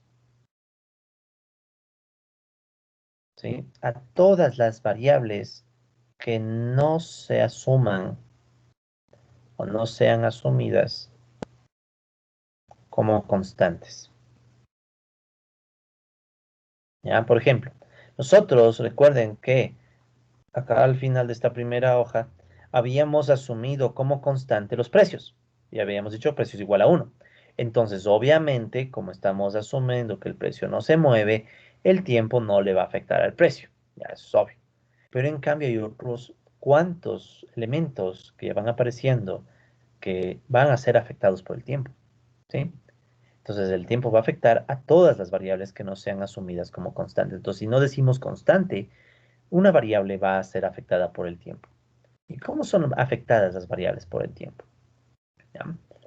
Pensemos en el mismo producto. Entonces vamos a hacer una pequeña gráfica. Sí, vamos a hacer una pequeña gráfica. Probablemente algunos de ustedes ya habrán visto esto en cálculo. Si no lo han visto, no hay problema, pero si lo han visto, les pido un poco de paciencia, ¿no? Porque esto también va para algunas personas que tal vez no se acuerden o están recién aprendiendo, entonces vale la pena que lo hagamos paso a paso, por esta única ocasión. Ya en las próximas ocasiones no vamos a hacer tan paso a paso. Entonces vamos a hacer una gráfica en donde en el eje horizontal vamos a poner el tiempo. El tiempo lo vamos a representar con la letra T. ¿Ya? Esta letra T va a ser casi casi sagrada. Vamos a usar solo para el tiempo. ¿Ya? Entonces la letra T en nuestros modelos, esto va a ser sagrado, vamos a usar solo para el tiempo. ¿Ya? La T. En cambio en el eje vertical pongamos Q, o sea, la producción. Sin los precios, ¿ya? Porque sabemos que el precio es constante igual a uno, entonces no vamos a poner P, pero sabemos que aquí está el uno si quiere. Entonces, ¿qué es lo que nosotros esperaríamos que pase con el tiempo a medida que avance el tiempo? A medida que avance el tiempo sería de esperar que la producción vaya cambiando. Y es más, en un mundo capitalista lo usual es que la producción vaya creciendo, ¿no? Por ejemplo, ¿no? Va creciendo. ¿sí? Lo usual no es que crezca tan regular, ¿no? Podría ser que sea algo así. Pero para simplificarnos la vida vamos a hacer una gráfica regular, ¿ya? Entonces, ¿qué es lo que estamos viendo aquí? Aquí está la producción, obviamente sin el precio, porque el precio hemos asumido que es uno, para ya no escribirlo, ¿no? Porque aquí si ven, aquí estaría un uno, pero ya no hace falta escribirlo, entonces ya, no lo escribimos para no complicarnos la vida. Pero en cambio sabemos que Q está medido en unidades reales, ¿sí? O sea, precios constantes. Y acá abajo el tiempo. Entonces, esto es lo común en la economía capitalista. Con el paso del tiempo va aumentando la producción. ¿Cómo sabemos que el tiempo avanza? Porque obviamente el tiempo avanza significa que nos vamos para este lado, ¿no? O sea, eso ya no hace falta notarlo. O sea, siempre que hablemos del tiempo, el tiempo está avanzando para la derecha. Ahora, a veces lo vamos a representar así, o también podemos representarlo como flechitas en el mismo eje, ¿ya? O sea, el tiempo, la ventaja de trabajar con el tiempo es que nosotros sabemos hacia dónde va el tiempo. El tiempo avanza. Sabemos que el tiempo no retrocede, al menos en el mundo en el cual trabajamos. Si estuviéramos en la teoría de la relatividad y todo, el tiempo avanzaría más lento y todo, pero ni ahí retrocede, ¿ya? Como estamos en economía nomás, entonces a medida que avanza el tiempo, sabemos que nos tenemos que mover para la derecha. Pues eso no es novedad, ¿ya? ¿Y qué es lo que estamos viendo? Que a medida que pasa el tiempo, la producción va creciendo. Entonces, nosotros podríamos poner unas flechitas en esto, pero antes de nada quiero aclarar, por tanto, de hecho está de poner otro color a esta función, vamos a poner azul. Ya. Entonces, ¿qué es lo primero que pueden notar ustedes aquí? Aquí estamos nosotros notando que Q depende del tiempo. De hecho, cuando aquí estamos diciendo que el tiempo va a afectar a todas las variables que no sean constantes, no se asuman como constantes, es una forma un poco larga de decir que, por ejemplo, aquí la producción va a ser una función del tiempo y de otras variables, ¿sí? Ya no nos vamos a preocupar de otras variables, pero sí del tiempo. Entonces noten que estamos diciendo, la producción va a depender del tiempo, es una función del tiempo. Y aquí está clarito, o sea, Q depende del tiempo. A medida que avance el tiempo, cambia la producción. Una forma de poner esto sería como en series temporales, probablemente algunos de ustedes ya están siguiendo eso en econometría, sería con ponerle un Q sub t, ¿ya? No vamos a hacer eso porque nos va a llenar de notación. Y lo que queremos es que la notación sea lo más sencilla posible. Entonces no vamos a escribir Q sub t, pero sería lo mismo, ¿ya? O sea, Q depende del tiempo y de otros factores, pero los otros factores no los vamos a analizar. Entonces, noten primero eso, ¿no? El tiempo sabemos hacia dónde se mueve, va hacia la derecha, o sea, va avanzando el tiempo. Y aparte sabemos que la producción depende del tiempo, ¿ya? Entonces, también yo ya sabiendo hacia dónde va el tiempo, sé hacia dónde va la producción en esta gráfica. ¿Hacia dónde va la producción? Obviamente la producción va a ir en este sentido, ¿no? Sobre la gráfica, ¿verdad? Entonces, yo ya sé que la producción parte de un punto y va aumentando con el paso del tiempo, ¿verdad? Entonces, esas flechitas que están ahí me están indicando la dirección hacia la cual crece la producción, ¿sí? De hecho, si tomáramos alguna de estas flechitas, estas flechitas, esta flechita les debe recordar algo de sus clases de cálculo, ¿sí? O sea, hagamos un zoom. Imaginemos que hacemos nosotros un zoom de esta sección del gráfico. Entonces hacemos un zoom. Ya, no soy excelente haciendo gráficos, pero lo voy a tratar, ¿no? Entonces imaginen que hacemos un zoom del gráfico. Entonces aquí está la curva del crecimiento y graficamos una flecha que justo está en este punto y va así. Entonces si se fijan que esa flecha, ¿qué está haciendo? Ah, qué fea flecha. No, ya. Entonces tenemos esta flecha. ¿Qué está diciéndome esta flecha? La dirección de crecimiento en ese punto, ¿verdad? ¿Sí? Y obviamente, eso me parece flecha, ya. Entonces, ¿qué sucede?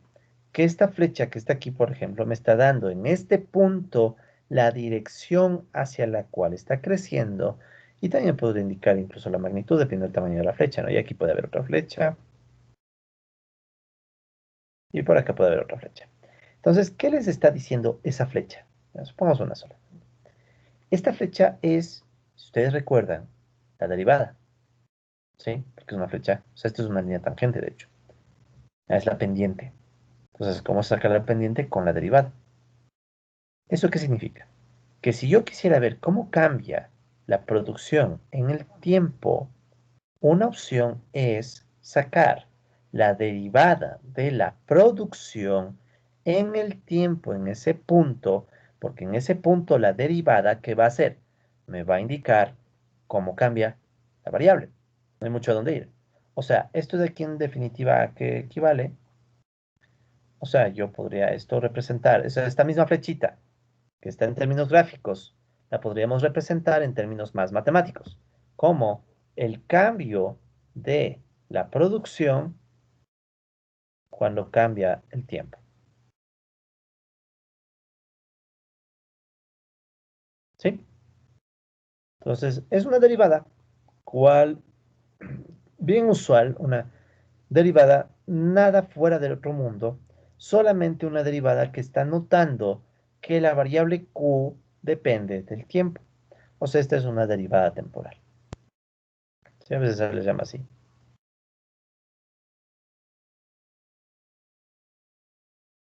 ¿Ya? O sea, es una derivada, pero con respecto al tiempo.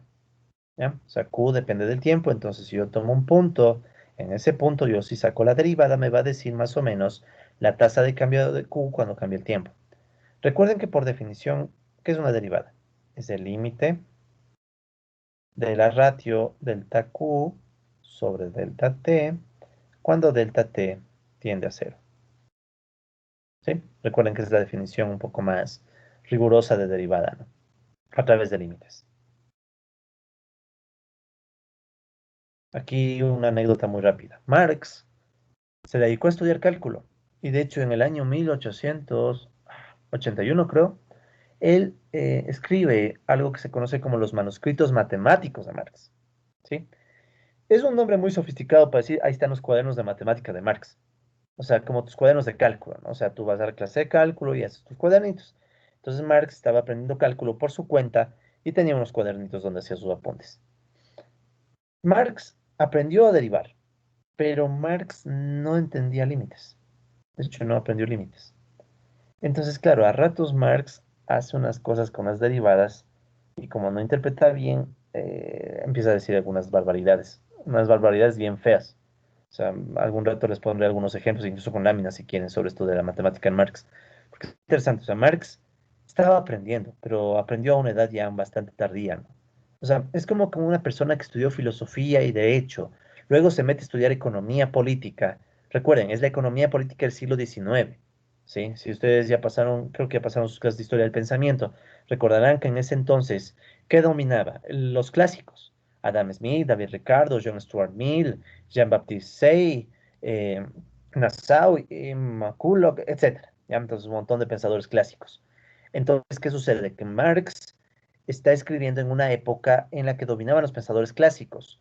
Y ninguno de esos pensadores clásicos metía matemática en serio. Algo de numeritos y eso, aritmética.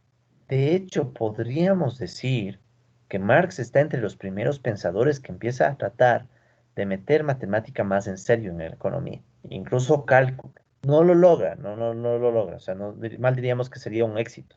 Falló, fracasó. Otros lograron hacerlo, eso incluso antes ya hubo gente que lo intentó y lo logró mejor. Pero Marx, con todos sus limitantes de formación, se dio cuenta que había falta, o hacía falta meter cálculo y matemática. Entonces, ya en las cuestiones modernas, ya pensando en la actualidad, lo más común es usar esto, la derivada temporal, ¿sí? Porque con la derivada temporal, ¿qué podemos aprovechar? Todo lo que sabemos de cálculo diferencial, lo podemos aprovechar para estudiar estos modelos, con la ventaja de que la derivada temporal me va a decir qué cosa, cómo cambian las variables, ¿sí? Esta derivada me está diciendo cómo cambia la variable q cuando cambia el tiempo.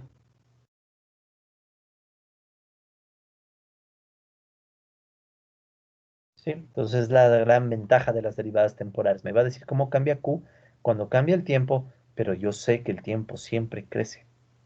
O sea, aquí no hay a dónde dudar. No voy a preguntarme, bueno, ¿qué pasa con la producción cuando el tiempo retrocede? O sea, no, ni sentido tiene la pregunta. Entonces, nosotros vamos a hacer esto, que de hecho Este es el gran logro de la física y de otras ramas, pero sobre todo de la física. Y Newton se le debe mucho ese logro, ¿no? O sea, el hecho de darse cuenta que con el paso del tiempo, varias variables del mundo físico cambian y el tiempo me da una sola dirección. Entonces, yo puedo estudiar cómo cambian las variables haciendo la derivada con respecto al tiempo. Lo mismo aplicamos en economía. Eh, claro, alguien puede decir, ¿y por qué usamos herramientas de la física en economía? Es porque aún no hemos creado nuestras propias herramientas. Yo creo que algún día vamos a tener que crear nuestro propio cálculo más adaptado a las variables económicas. Pero bueno, hasta que llegue ese día, si es que es necesario, porque tal vez puede que no sea necesario, pues si es que es necesario, sí. Si no, usamos el cálculo que ya existe, no vamos a quedar perder el tiempo. ¿Ok? Entonces, así es como nosotros vamos a analizar cómo cambia una variable, cualquiera, en este caso la producción, cuando cambia el tiempo. Vamos a derivar asumiendo que todas las variables, y ese todas tómenlo en serio, o sea, todas las variables que no se diga que son constantes, van a cambiar con el tiempo. Entonces, volvamos un momento a todas las cosas que hemos escrito en la página anterior. ¿Qué hemos escrito en la página anterior? Por ejemplo, volvamos a la tasa de empleo. La tasa de empleo dijimos que es V igual L sobre N y explicamos ya que L es el número total de horas trabajadas, N es el total de horas disponibles. No hemos dicho nada de que estas sean constantes. ¿Eso qué significa? Que L va a depender del tiempo, N va a depender del tiempo y obviamente V va a depender del tiempo. ¿Qué más? Participación de los trabajadores en el producto. Hemos dicho que es igual a el total de salarios que reciben los trabajadores sobre el total de producción. W no se ha dicho nada, va a cambiar en el tiempo. L va a cambiar en el tiempo. Q va a cambiar en el tiempo. P no va a cambiar en el tiempo. ¿Por qué? Porque nosotros dijimos de manera explícita que P es constante. Los precios no se mueven, vamos a asumir que son precios constantes. Entonces, P no va a cambiar con el tiempo. ¿Sí? Toca ponerlo, aunque sea exagerado, no cambia con el tiempo. Eso significa constante, ¿no? Es un poco obvio, pero escribámoslo nomás, escribámoslo. Esta primera clase que sea para empezar a que ustedes empiecen, ustedes le cojan la onda, ¿no? A cómo vamos a trabajar. Porque si no, van a creer que solo es láminas y quien no asistió a la clase de hoy y vea el video se va a llevar una sorpresa, ¿no? Pero todavía quiero que sea una transición, o sea, todavía no estoy lanzándome al ritmo que originalmente dije, ya hoy día les voy a explicar todo el modelo, hacemos ecuaciones diferenciales, todo, paso a paso, paso a paso. Ok, ¿listo? Entonces, esa es la idea. ¿Cómo vamos a asumir que cambian las variables en el tiempo haciendo las derivadas temporales? Ahora, verá, otro tema de notación. La derivada de Q con respecto al tiempo, o sea, a mí ni siquiera me gusta llamarle derivada de Q respecto al tiempo, a mí me gusta llamarle el cambio de Q en el tiempo, ¿sí? El cambio de Q en el tiempo se lo va a escribir también como Q superíndice o con un punto en la parte superior, ¿ya? O sea, cuando ustedes ven derivada de Q respecto al tiempo, también otra opción es que vean Q punto, ¿ya? Esto es algo como, por ejemplo, cuando ustedes recuerdan que dicen, ok, tengo una y que es igual a 2x, ¿ya? Entonces, si yo saco la derivada de y con respecto a x, ¿a qué es igual? A 2, ¿verdad? ¿Ya? Recuerden que la derivada de y con respecto a x también se puede escribir como y', ¿verdad? Entonces yo digo y' es 2, o sea, la derivada de y con respecto a x. En el caso del tiempo, vamos a usar punto en vez de prima. Sí, o sea, esto reemplaza la notación de primas. ¿Por qué? Porque esto nos resulta un poco más cómodo para acordarnos que no es cualquier derivada, es la derivada en el tiempo. ¿Sí? O sea, esto sigue siendo la derivada temporal. ¿Ya? Entonces, en vez de escribir la famosa prima que usamos para cualquier variable en cálculo, vamos a usar punto para indicar que es una derivada en el tiempo. Que es una derivada un poco particular. ¿Por qué?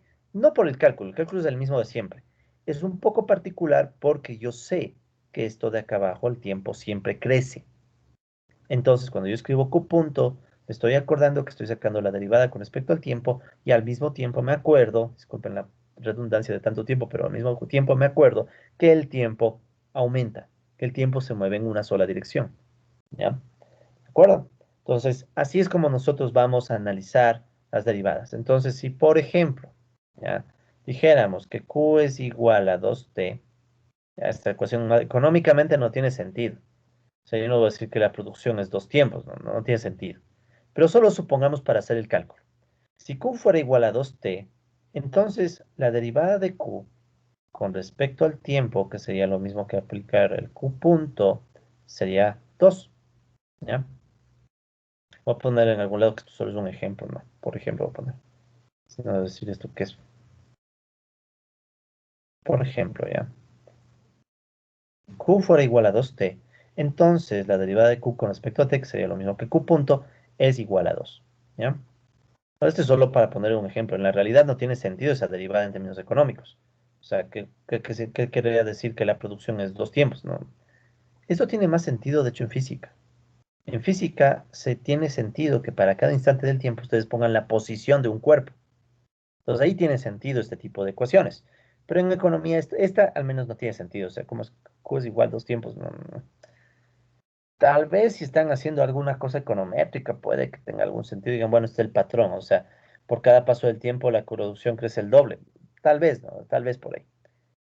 Pero, ¿cuál sí tiene sentido? Esta. Porque, ¿qué me está diciendo esta ecuación? Vean, esta de aquí tiene más sentido. ¿Qué me dice? Entonces, es bueno también aprender a interpretar. ¿Qué me está diciendo que Q punto es igual a 2? Me está diciendo que con el paso del tiempo, con el aumento del tiempo en una unidad, la producción más o menos crece en 2 unidades. ¿Sí? O sea, con el paso del tiempo, la producción crece en 2 unidades. ¿Estamos? ¿Ya? Entonces, esa es la primera anotación que vamos a usar. Q punto. Entonces, Q punto me está diciendo la derivada temporal. ¿Ya? Bien. Ahora, con las derivadas temporales nosotros podemos decir cómo cambia una variable en el tiempo. Entonces, volvamos a la productividad laboral, que era nuestra variable que motivó esta discusión. ¿Ya? Entonces, ¿cuál era el supuesto que nosotros teníamos en nuestra lámina? En nuestra lámina teníamos el supuesto de que la productividad laboral crece. Entonces, esto es una forma elegante de decir, saquemos la derivada de la productividad laboral en el tiempo. Y asumimos, obviamente, que esa derivada va a ser positiva porque está creciendo. O sea, cuando una variable crece, ya, tal vez eso también valga la pena poner aquí, antes de hacer esta línea. Entonces, digamos que ahora, ¿cómo yo puedo decir que esta variable crece? Es fácil. Sí, la derivada de Q con respecto al tiempo es mayor a cero, ¿qué significa? Significa, póngale significa, entonces Q crece con el tiempo. Entre paréntesis con el tiempo. Ya a medida que sigamos haciendo las derivadas ya no vamos a poner con el tiempo, porque es evidente, ¿no? Entonces, si la derivada de Q con respecto al tiempo es mayor a cero, entonces Q crece. Obviamente con el tiempo, obvio. En cambio, si la derivada de Q con respecto a T es menor a cero, ¿qué significa eso? Entonces, Q cae con el tiempo también, ¿no? Es obvio, ¿no? Por ejemplo, en esta gráfica que estamos viendo, que las derivadas son positivas, pendiente positiva. Entonces, como las derivadas son positivas, ¿qué está diciéndome esta gráfica? Con el tiempo, Q crece. Si por ahí hubiera una crisis y de repente la Q se cae, ¿qué pasaría con la derivada?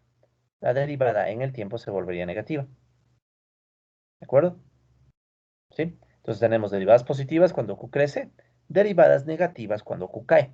Es medio evidente, ¿no? Pero ahorita es evidente. Cuando empecemos a hacer las cosas, a veces la gente se pierde. Para evitarnos que nos perdamos, mejor desde el inicio aclaramos todo, ¿no? Entonces, la idea, ¿no? Entonces, si tuviéramos derivadas positivas, Q crece con el tiempo. Si por ahí llega una crisis y la producción se cae, entonces tendríamos derivada negativa. Q cae con el tiempo. ¿Sí? Y finalmente, si, de una vez, ya estamos haciendo explicación de derivadas temporales, entonces no hay problema. Si la derivada de Q con respecto al tiempo fuera igual a cero, ¿qué significa eso? Entonces, Q es constante también en el tiempo. ¿De acuerdo? Sí, Q es constante en el tiempo. ¿Eso qué significa? Que, bueno, o sea, si pasa el tiempo, Q no se mueve, o sea, es constante, no hay mucho a dónde ir. ¿Sí? Entonces, en ese punto al menos en el que derivemos y nos salga cero, estamos hablando de una variable que en realidad se está manteniendo con valor constante. ¿Ya? Perfecto, muy amables. Ya. Entonces, ya vamos adelantando la clase. Entonces, verán, de una vez, entonces aprovechemos mejor para ya ir aclarando algunos temas adicionales. Entonces, eso con respecto a las derivadas temporales, ¿no? Entonces, si ustedes tienen una derivada temporal positiva, entonces Q crece con el tiempo. ¿Cómo se vería esto en notación con puntos? Eso es bastante simple, ¿no? O sea, esto sería lo mismo que decir Q punto mayor a cero, Q punto menor a cero, y en el otro caso sería Q punto igual a cero, ¿sí? Entonces, es un tema solo de acostumbrarse, ¿no? O sea, que cuando hagamos derivadas con respecto al tiempo, es lo mismo que poner Q punto, ¿ya? Recuerden que la notación con prima será la notación original de Leibniz en el cálculo, ¿no? Entonces nosotros en cambio estamos en esta variante que es más común. Incluso en economía ustedes van a ver que algunos modelos se escriben con puntos con respecto al tiempo, o sea, derivadas respecto al tiempo. De hecho, el mismo artículo de Goodwin, sí, aquí está el artículo de Goodwin. Si ustedes revisan el artículo, van a notar que justamente hay unas variables, a ver, un poquito más arriba, ya, aquí ustedes pueden ver, hagamos zoom, ya aquí pueden ver tranquilamente que hay unas variables que tienen puntos, ¿ya? Son variables entonces que me dicen que están siendo, o sea, en realidad si yo veo el punto ya sé que esto es la derivada de esta variable en el tiempo. Es como tener la prima, pero es más usual puntos en estos modelos, ¿sí? Entonces por eso es que estoy explicándoles los puntos de una vez. Ya, ¿qué más podemos ver? Y ya de una vez mejor expliquemos esto para ir cerrando. Eh, entonces Q punto me estaría diciendo cómo cambia la producción en el tiempo, ¿verdad? Ahora, también yo podría conocer no solamente cómo cambia la producción en el tiempo, sino, y esta sería la otra pregunta, ¿cómo obtengo la tasa de crecimiento o la tasa de variación? ¿Cómo obtener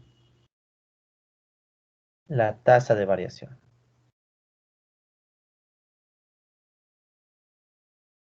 de una variable? ¿Qué es esto de la tasa de variación? Por ejemplo, crecer 2%, caer 4%, o sea, la tasa de variación. O sea, el nombre es, ustedes han trabajado con tasas de variación todo el tiempo. Si es positiva, sería la tasa de crecimiento. Si es negativa, es la tasa de crecimiento. Pero, en final, es una tasa de variación. Por ejemplo, la economía ecuatoriana este año va a caer 9%, ya, por culpa del coronavirus, la peor crisis de todas. El 9% es una tasa de variación, ¿sí? Entonces, ¿cómo sacamos tasas de variación para una variable Q que depende en el tiempo? ¿Ya? Entonces, se hace de esta manera. ¿Cómo se sacaría la tasa de variación normalmente? Comúnmente, usualmente. La tasa de variación, recuerden, tasa de variación era igual, por ejemplo, al Q final menos Q inicial sobre Q inicial. ¿De acuerdo? Entonces, esta sería la tasa de variación. Que si lo escribimos de otra forma, esto sería como poner la variación de Q con respecto al Q inicial. ¿Sí?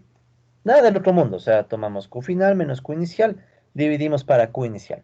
¿Ya? Entonces, esta sería la tasa de variación. En el caso ecuatoriano es negativa, ¿no? O sea, estamos hablando que en el Ecuador, por ejemplo, en el Ecuador del 2020, se estima que esto va a ser menos 9, menos 0,09, es decir, un menos 9%. ¿Ya? Esa es la estimación, 8,9 según el Banco Central.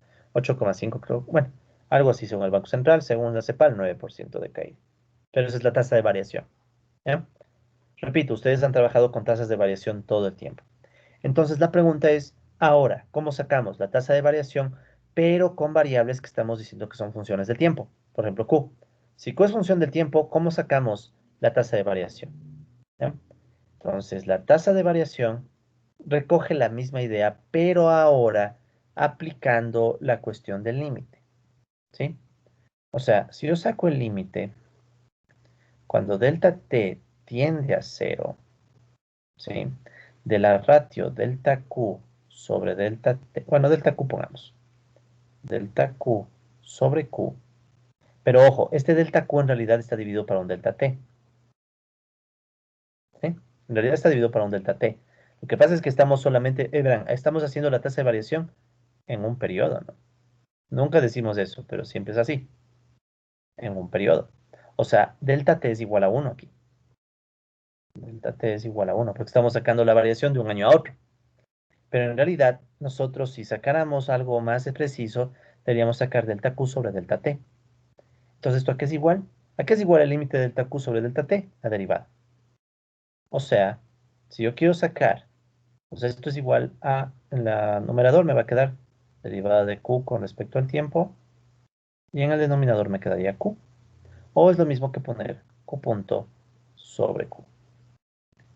Noten las similitudes. ¿Sí? Entonces esto lo vamos a reforzar más la próxima clase, pero desde ya. Si yo quiero sacar la tasa de variación de una variable que depende del tiempo, lo que se hace es sacar la derivada temporal y divido para q, porque es una aproximación de sacar la variación de q y dividir para q, pero cuando el tiempo se hace muy pequeño, porque esta variación es cuando delta t es igual a 1. ¿Ok? ¿Sí? Entonces, si yo quisiera sacar, o sea, si yo ya veo en algún modelo que saco q puntos sobre q, esto es la tasa de variación. ¿Y cómo se va a escribir? Lo vamos a escribir de esta manera. ¿Ya? Y con esto cerramos. Entonces, la tasa de variación la vamos a escribir como q gorro. ¿Sí? Y q gorro va a ser igual a q punto sobre q. Que esto es más o menos, por ejemplo, en el caso ecuatoriano, el 9%. Ay, por ciento. ¿Ok? Listo. Entonces, con esto nosotros tenemos algunas bases y en la próxima clase vamos a reforzar un poco más y vamos a ir aplicándolo ya en el modelo de Richard Goodwin. ¿Ok? Les invito por favor a que revisen el artículo de Goodwin, vean más o menos de qué se trata. No se preocupen ahorita de entenderlo, solo revísenlo, ¿no? Para que se vayan un poco acostumbrando a qué es lo que vamos a hacer a lo largo de este curso. Bien, pues con esto damos por terminado el video del día de hoy. Gracias.